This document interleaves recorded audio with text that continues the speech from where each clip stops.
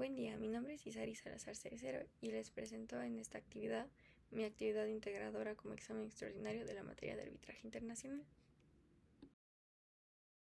En esta actividad profundizaremos sobre el caso práctico que me tocó a mí, que es el caso de arbitraje mercantil nacional, que es un conflicto entre socios de una empresa tecnológica. Sobre los datos generales, en 2024, los socios fundadores de una empresa mexicana de software, Neurotech, Sociedad Anónima de Capital Variable, entraron en conflicto por el uso no autorizado de un algoritmo protegido.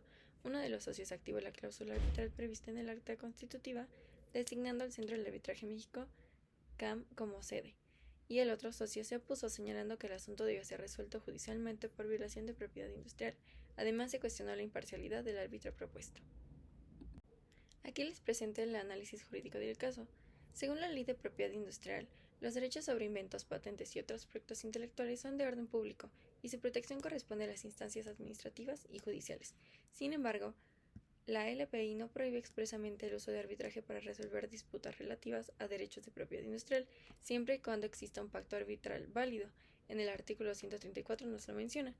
Y la Ley de Arbitraje Mexicana, en el artículo 1, nos establece que las controversias civiles, mercantiles y comerciales, siempre que no contravengan al orden público, pueden ser sometidas a arbitraje. Incluye, por lo tanto, las controversias sobre derechos de propiedad intelectual si los interesados así lo pactan. Ahora vamos a definir la naturaleza del arbitraje nacional e internacional. El arbitraje nacional ocurre cuando todas las partes están domiciliadas en el mismo país, en este caso en México, y la disputa no involucra elementos extranjeros relevantes, como el lugar de cumplimiento en el extranjero, legislación extranjera, etc. Y el arbitraje internacional requiere de elementos internacionales, como partes domiciliadas en distintos países o cuando la ejecución o cumplimiento del contrato debe darse en otro país. En este caso, el arbitraje es nacional. ¿Por qué? Porque las partes son socios de una empresa mexicana y el acto constituido designa una sede en México. El conflicto surge por hechos ocurridos en México y con un impacto en una empresa de nuestro país. En cuanto al pacto arbitral, en este caso la cláusula arbitral está contenida en el acta constitutiva, lo cual es válido conforme a la Ley de Arbitraje Comercial de México, basada en la Ley Modelo de la Comisión de las Naciones Unidas del Derecho Mercantil Internacional. La cláusula arbitral fue prevista en el acta constitutiva de la empresa, lo cual tiene carácter de pacto arbitral, estatuario o cláusula compromisoria. La existencia de una cláusula arbitral en el acta constitutiva del Neurotech S.A. DCB es fundamental. Esta cláusula es fundamental en el fundamento jurídico para someter el conflicto al arbitraje y obligarle a las partes a acudir a esta vía en lugar de la vía judicial, siempre que cumpla con los requisitos legales. El pacto arbitral se encuentra en el acta constitutiva. Este documento, bajo el principio de autonomía de la voluntad, tiene carácter de acuerdo de voluntades, y la jurisprudencia de la Suprema Corte de Justicia de la Nación establece que la cláusula compromisoria contenida en el Estatuto Sociales es válida y vinculante. Para su validez, simplemente debe cumplir con los requisitos de claridad y expresividad, además de estar conforme con el orden público.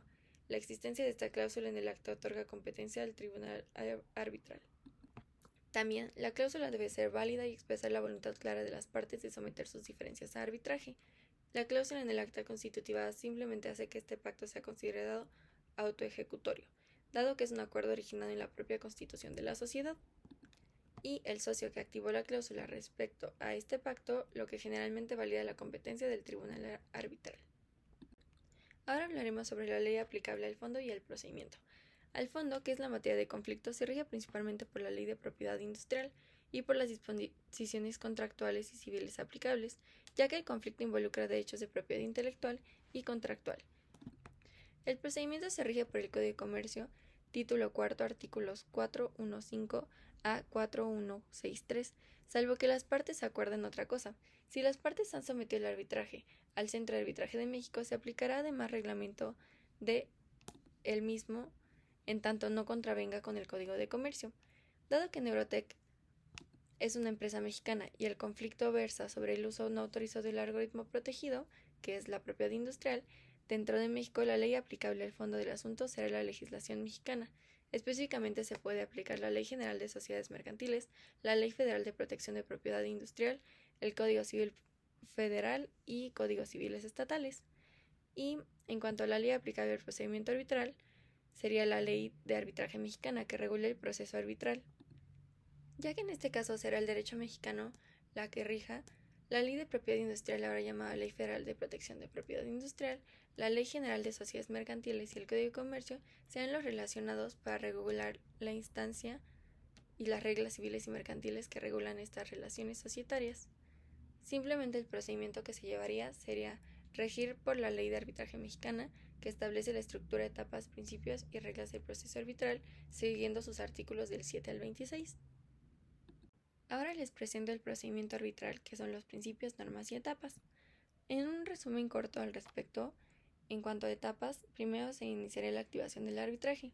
En este caso, un socio activaría la cláusula arbitral y notifica al otro y al Centro de Arbitraje de México el nombramiento del árbitro o tribunal arbitral. En este caso, el socio que activó la cláusula propone el árbitro.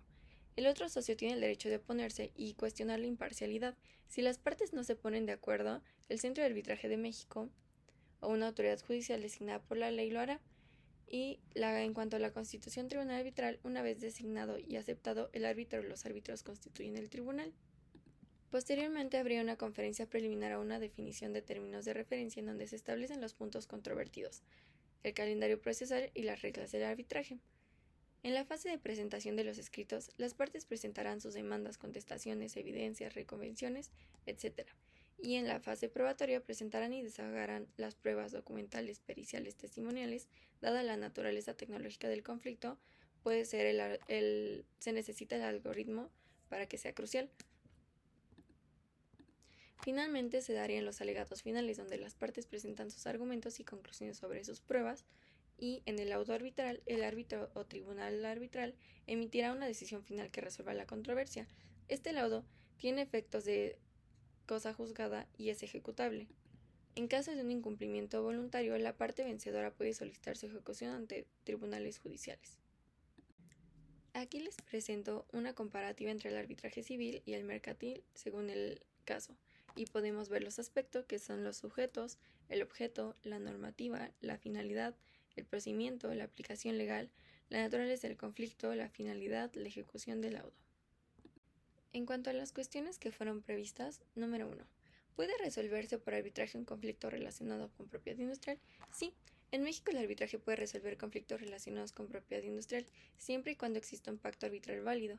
La ley de propiedad industrial no excluye expresamente el arbitraje, sin embargo, hay aspectos de la ley de propiedad industrial como la protección de derechos frente a terceros o procedimientos administrativos que requieren acudir a las autoridades administrativas o judiciales. En este caso en específico, la disputa sobre el uso no autorizado de este algoritmo puede ser sometido a arbitraje si las partes lo acuerdan y en la medida que no exista una provisión expresa en la legislación. Número 2. ¿Qué criterios debe cumplir un pacto arbitral mercantil nacional válido? Debe ser expreso y voluntario. La voluntad de las partes debe estar claramente manifestada. Tiene que ser por escrito, tiene que ser válido, no debe estar viciado ni sin consentimiento, necesita ser específico sobre materia y procedimiento, debe indicar claramente la intención de someterse a arbitraje, la sede y las reglas aplicables, tiene que ser legalmente compatible, no puede contradecir normas de orden público. Número 3. ¿Cuál es la ley aplicable del procedimiento y al fondo del asunto? Para el procedimiento será la ley de arbitraje mexicana, para el fondo del asunto será la ley de propiedad industrial, para aspectos relativos al algoritmo y derechos de propiedad intelectual. Igualmente se pueden utilizar las normas civiles y contractuales aplicables. Número 4. ¿Qué principios del procedimiento arbitral se deben observar en este caso? Yo creo que los principales serían imparcialidad, neutralidad. El árbitro tiene que ser imparcial para que el socio cuestione la propuesta y sea más fácil seguir las etapas correspondientes para impugnar o solicitar cambios.